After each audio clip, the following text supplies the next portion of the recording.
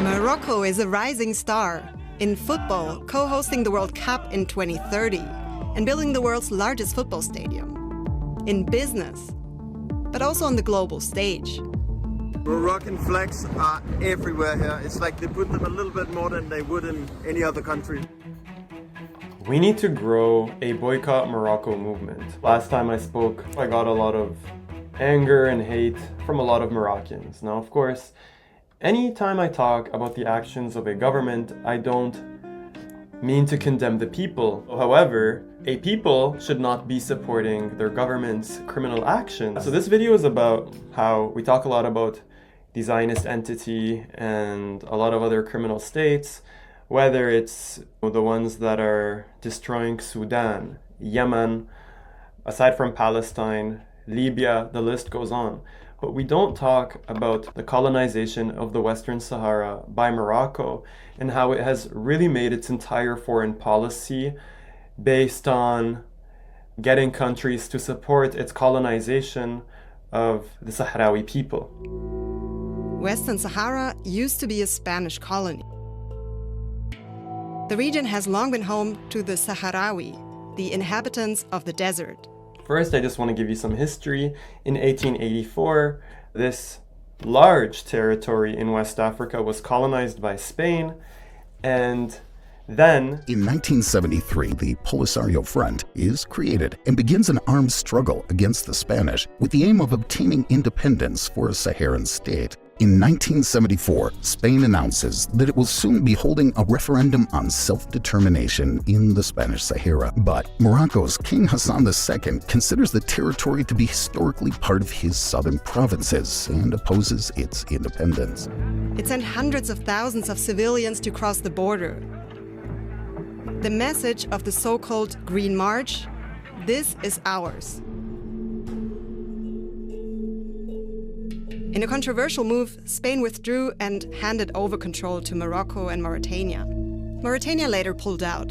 1978, a coup d'etat takes place in Nouakchott. The new government signs a peace agreement with the Polisario Front and abandons its territorial claims to Western Sahara. Morocco then annexes the Mauritanian part and begins building a wall to block Polisario Front incursions into the territory it controls. A UN inquiry found that Sahrawi people wanted independence. Then, in 1991, the UN Security Council called for a referendum in the land, but Morocco has blocked it, and this referendum has not been able to go on since. A lot of Moroccans claim that Sahrawi people are not a real independent people, they're fake, that they are all Moroccans, and they claim before Spain that was all Morocco. First of all, the whole concept of the nation state is modern, so you can't say there was like no country called the Western Sahara, because that's unfair. There was a people that are distinct from the people living in Morocco. I myself have met incredible Sahrawi people, and I want to add that if Morocco's so confident that these people want to be in Morocco, then why not let the referendum go through? Let the UN do its UN-observed referendum, rather than delaying it for decades, and let the people vote. But to give you more detail, Morocco's colonization of the Western Sahara displaced up to 200,000 Sahrawi people. It used American bombs and phosphorus on Sahrawi people while they were fleeing. 4 refugee camps today exist near Tindouf in western Algeria in what is called, in quotes, an uninhabitable desert. Many Sahrawis fled to Tindouf in Algeria. Around 170,000 refugees still live in camps around the city. The term used for the displacement of Sahrawi people from their indigenous lands by Morocco in 1975, their version of the Palestinian Nakba, the expulsion of Palestinians from their homeland in 1948, they call it al-Ghazou. And until today, there's about 150,000 Moroccan soldiers that are stationed in the Western Sahara. And Morocco continues to expand its settlements and to send Moroccans into the land that it's occupying. This movement of settlers into this land is, of course, a violation of the 4th Geneva Convention, which in quote says that the occupying power shall not deport or transfer parts of its own civilian population into the territory that it occupies.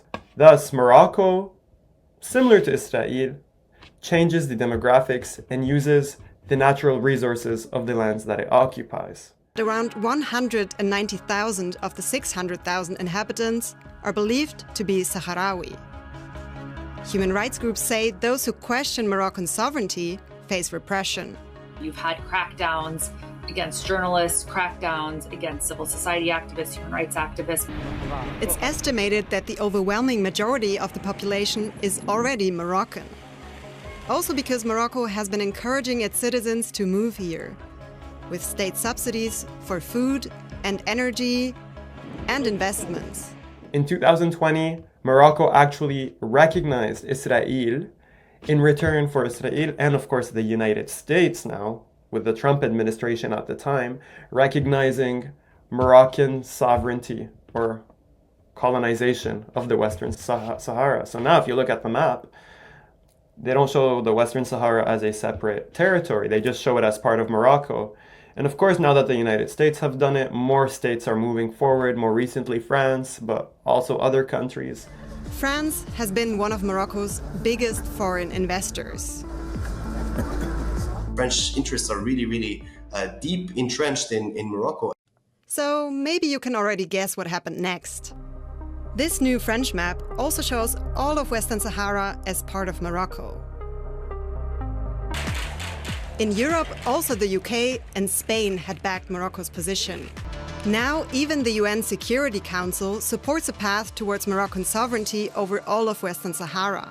Yeah, and more recently, in 2017, Morocco returned to the African Union. In 1982, the Organization of African Unity accepts the Sahrawi Arab Democratic Republic as a new member. Angered, Morocco leaves the organization and finds itself increasingly isolated diplomatically. In 1987, it finalizes the construction of a sixth wall and now controls 80% of the territory.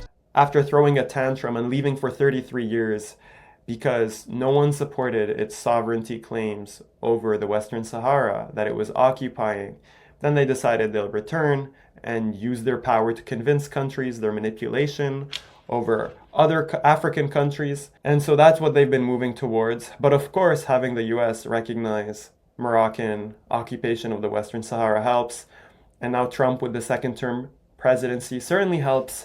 And now there's Elbit Systems factories in Morocco building weapons for the Israeli military. And of course, Morocco is being armed by the Americans and Zionists to target, further repress Indigenous Sahrawi people.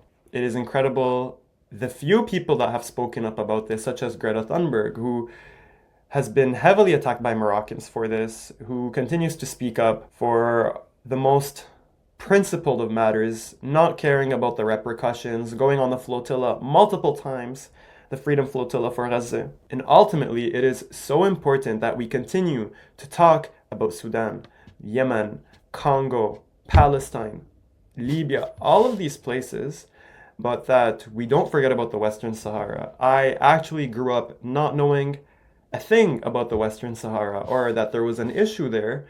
But it was my time as an 18-year-old for 3 months in South Africa, where I saw how passionate comrades were there about the Western Sahara. And they spoke and saw Morocco the way that I grew up seeing Israel, as a colonial entity, rightfully so. And we really need to treat Morocco as such, just like you see the movements to boycott Israel, boycott Dubai, boycott other oppressive regimes. We need to boycott Morocco. Morocco really whitewashes itself. Greta even says greenwashes its projects and what it does in the Western Sahara as sustainable and development. We don't have oil, we don't have gas, or at least not in the quantities you need, but we do have phosphate. Phosphate is a key ingredient for fertilizers. Morocco possesses most of the world's phosphate reserves. This phosphate is being transported on the world's longest conveyor belt. You can even see it from space. The white line is phosphate dust, showing the path to the Atlantic from Bukra, one of the world's largest phosphate mines. And you guessed it, it's in Western Sahara. Even similar to the Israeli wall, there's a 2,700 kilometer berm that is built and heavily militarized in the Western Sahara. Look at what Morocco has done to keep Western Sahara. It built a 2,700-kilometer-long sand wall known as the berm. It's heavily mined, and more than 100,000 Moroccan soldiers are guarding it. The berm divides the territory of Western Sahara. The bigger part is occupied by Morocco, and the rest is controlled by the Polisario Front. Ultimately, we really need to give Morocco that same energy. There are principled Moroccan allies who support Sahrawi people. I've met some incredible Moroccans. Unfortunately, many have grown up with this propaganda, this firm belief that the Sahrawi people are not real and that Moroccans are entitled to this land that is not theirs. And unfortunately, it's contradictory, it's hypocritical for Moroccans that do support Palestine to also support Morocco's colonization of the Western Sahara. Whether they recognize it as colonization or not, that is the fact. I hope that you try to learn more about the Western Sahara and that you boycott the Moroccan state, the Moroccan government, try to avoid going on trips there, and support the Sahrawi people. If you can go visit Sahrawi business, there's not that much, but depending on where you are. Go to Algeria. Algeria has been a staunch supporter of the Sahrawi people, Sahrawi liberation movements, and that's where the refugee camps are. And inshallah, we will see liberation at some point. And it's incredible that the Sahrawi flag is so similar. It's like the Palestinian flag with a moon and a crescent. Sorry, a moon, a crescent and a star. Anyways, thank you. Morocco figured out how to actually play out its cards. Everything Morocco does is to build up global support of Moroccan sovereignty over Western Sahara. Morocco's king has one big goal: to get the world to accept that. الصحراء لم تكن يوما ولن تكون أبدا مطروحة فوق طاولة المفاوضات.